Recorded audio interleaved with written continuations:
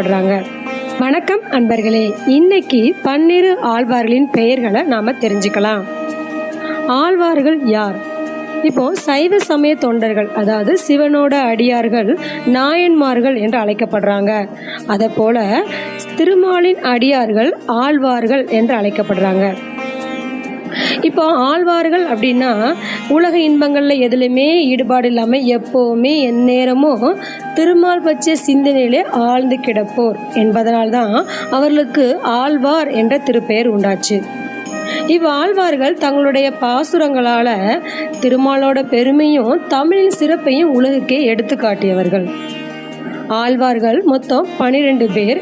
12 ஆழ்வார்கள் யார், அவர்களோட பெயர் என்ன அப்படிங்கிறத நம்ம இப்போ பார்ப்போம்.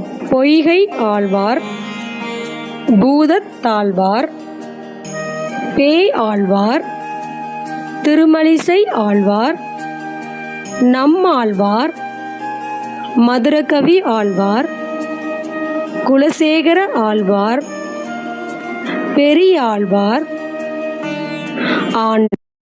12 ஆழ்வார்கள் என்று அழைக்கப்படும்.